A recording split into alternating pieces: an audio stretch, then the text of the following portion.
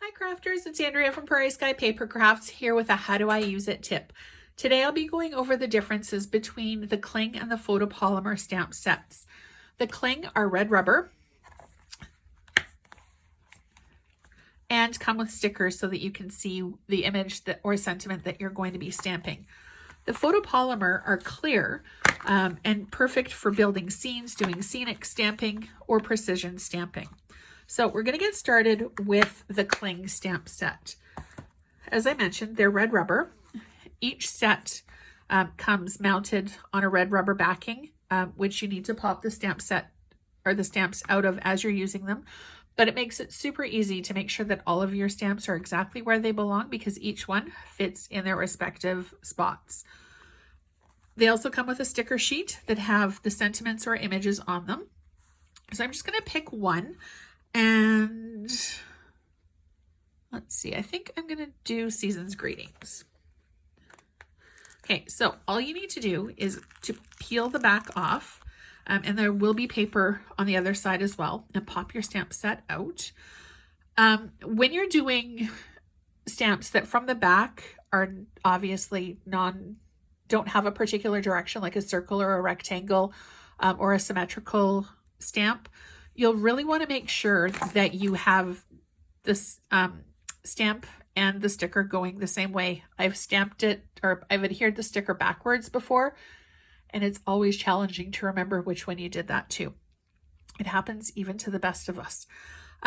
So your Season's Greetings, you're going to put face down onto a solid surface, and then you're going to take your stamp sticker, and you can see that it will fit perfectly onto the background. Sometimes they don't. Sometimes they're a little bit off, and all you need to do is get a pair of scissors to trim the excess when you're done. So to make it easy, I just peel off the back of one. Now, if it happens to flip over and stick to the other side, it is possible to get it apart, but it is a bit of a challenge. However, if you stick your sticker onto your stamp and don't have it perfectly lined up before you do it, it is next to impossible to pull it off.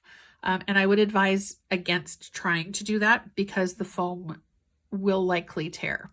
So that's why I always stick my thumb on the opposite side and then just very slowly stick it down.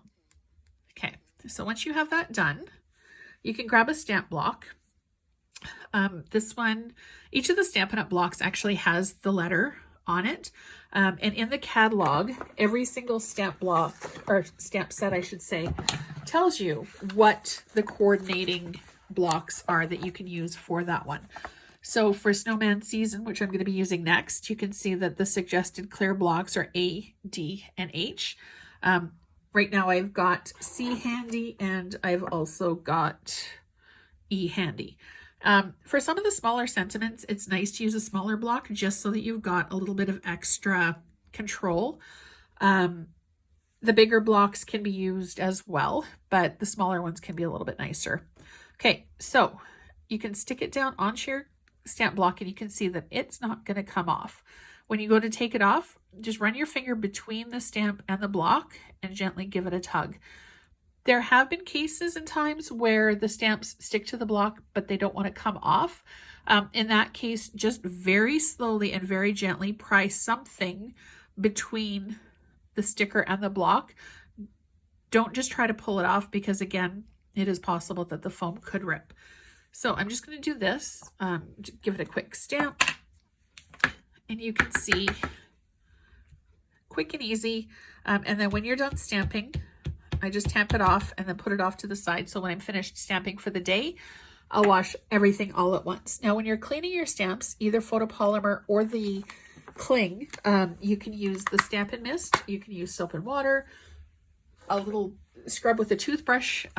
Make sure that you get all of the ink out of all of the small crevices, especially if you're using a detailed stamp. Also, your simple chamois. Okay, now for the cling. Oh, there he is.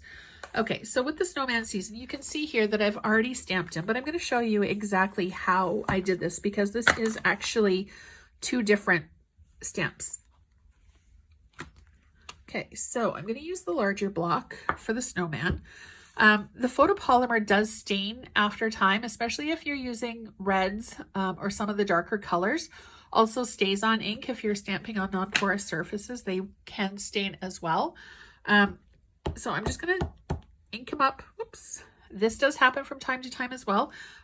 They can lose their sticky after a bit, but it's not a big deal. Just give it a wash with hot soapy water and it will right itself.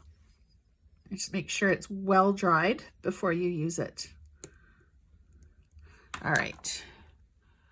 All right, there we go. Okay, I'm just going to stamp the snowman and then I'm going to move him off to the side so that I can give him a wash when we're done. And then I'm going to grab, oh, there it is, the snowman arm. I'm going to use my smaller block for this one. Okay, I'm going to open up my Memento again. Okay, and then you can see exactly where you're going to be putting the arm. So I'm going to put that arm there. And it looks like when you're done that it was one stamp. You can't even really tell where one ends and one begins. All right, so that is a quick tutorial about the differences between the photopolymer and the cling stamp sets. If you have any questions, drop me a line. Thank you so much for watching, and I hope to see you soon.